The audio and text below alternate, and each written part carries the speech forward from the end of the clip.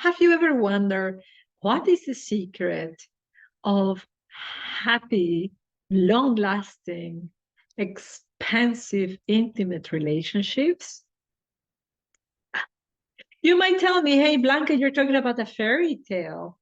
I just know single people or divorced people. And in the best case, I know people who are together in a relationship, but they are arguing all the time. That was my perception for many years, for decades. For decades, I thought it was absolutely impossible that a man and a woman could be happy in love for decades, have children, go through horrible things in life until relatively recently. In this video, I want to share with you my lessons on love and intimacy to give you an example of what attachment theory is about so that you can mirror yourself and see where you're at and what is possible for you. Because, of course, the objective with this video and with all the channel is to bring you hope and practical tools so that you find your happiness again through remembering that you are love. So, without further ado, I want to share with you how I learned that love was impossible. I learned that love was impossible, unthinkable for me at home, of course. But the messages were more profound in the dynamics of the family. In the dynamics of the family, mom and dad were having arguments, and my sister was uh, mediating, was having conversations with them, was trying to be there involved in their argument situation. And what did I do? I hid inside the cupboard. I will always hide. I wouldn't be present there. That made me a conflict avoider. That was the origin of my avoidant attachment. I really integrated deep in my psyche that everything will run better without me, that I was absolutely not needed. If I had a problem, I just sip it. I will not tell anybody because they were busy with their problems. Mom and dad have these problems that they are shouting about with each other. I had a problem that, whatever, I lost an apple or I had a bad grade at school or whatever problem I had as small as it could have been, I will solve it myself. I will not tell anybody. So this feeling of being a burden was cemented into my psyche deeply. So the way forward to be able to have a good relationship with mom and dad and sister was to not be present, to continue hiding in the cupboard. And it's very interesting because the cupboard later became academia. I just hid behind the books. Then it became corporate life. I worked for one of those consulting companies that I was working 12, 16 hours a day or so. I was well hidden in something very healthy that is workaholism. So I was already getting introduced into addiction through something healthy like work. Poor my 20 years old self. And then I hid even further all the way to Europe. I was born in Mexico and I ran away to Europe. That was as far as I could go then. And of course, I continue this pattern for longer. I started numbing my feelings through drinking alcohol. I started to numb my feelings by being with one guy just once and dumping him later. Really, always avoiding getting into intimacy. And as you avoid, particularly when the relationship, there were some, glimpses into the possibility of having a good intimate relationship because they were very healthy, but I will run away. I will just avoid them for me to continue in the pattern of hiding in the cupboard. For me, that part it was the avoidant one. Did you like that? Please like it. This is very important for the YouTube gods that will tell everybody that you are liking my work. And of course, that makes me really happy. But I also developed the other style. The other style is called the anxious attachment. My mother had many emotional, psychological problems, and one very dominant one was the desire to be seen in a good light. So you could argue without diagnosing my mom that she had some narcissistic traits.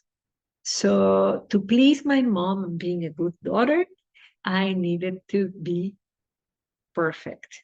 I needed to do whatever she will say that perfect was. So have this haircut, wear these clothes, have the best grades. I had to be perfect for her. What does that mean? That I learned to read what perfection for my mom was very accurately. I became really good at reading from birth, I learned what she was asking for. And she trained me so well into being a people pleaser that helped me tremendously in the world. I got all wonderful grades at school and university because I understood what they wanted me to do. So I pleased the professors with the right answer. I pleased friends who were also a little bit in the, let's say, with narcissistic traits to do what they wanted. So by pleasing and being anxious, I was just perfectly destroying all my relationships. In attachment theory, this has different names. They call it confused attachment. They call it anxious avoidant attachment.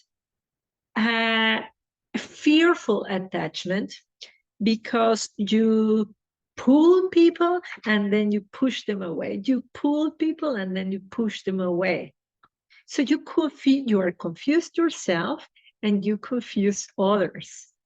So the longer I was in these relationships that were not healthy, it was impossible to heal my attachment style.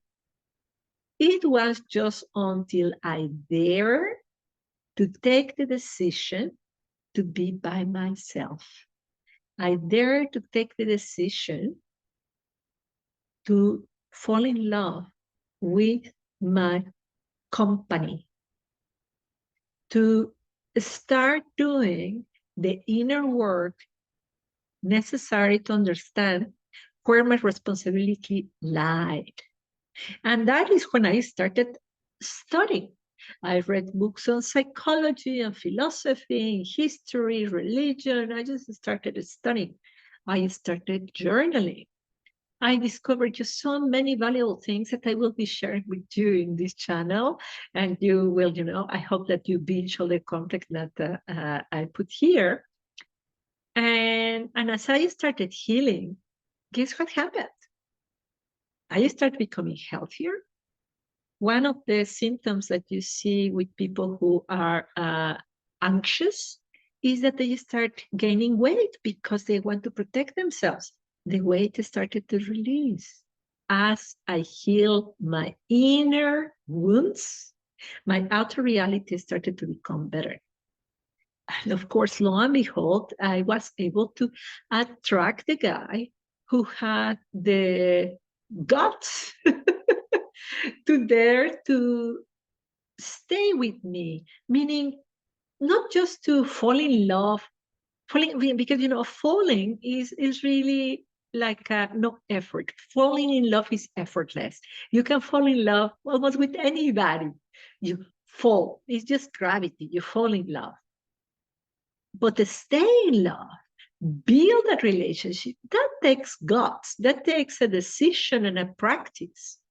So I was able to attract a guy who was willing to build with me a relationship because I did the inner work. Now, because I did the inner work, our relationship has been roses and chocolates all these 15 years, more than 15 years. No, of course not. We are parents. Of course, children have been ill. One of them was very, very ill, the hospital and the works. And this kind of circumstances could lead to separation in other relationships. So how have we been able to keep that relationship growing? Well, it's because we have continued working in our own personal growth. It's because we have made it a practice to continue working on our ability to receive and to give love, not avoiding and not worrying. In the next video, I share with you the secrets that have allowed me to keep this relationship with my husband.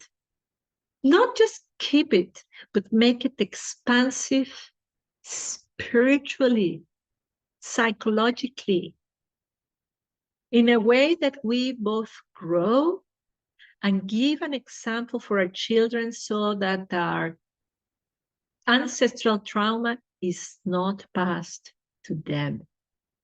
If you know that you have ancestral trauma, if you accept it and you do not want to pass it on to the next generations by creating a family that is going to be an expression of divine and sacred beauty, that video is for you.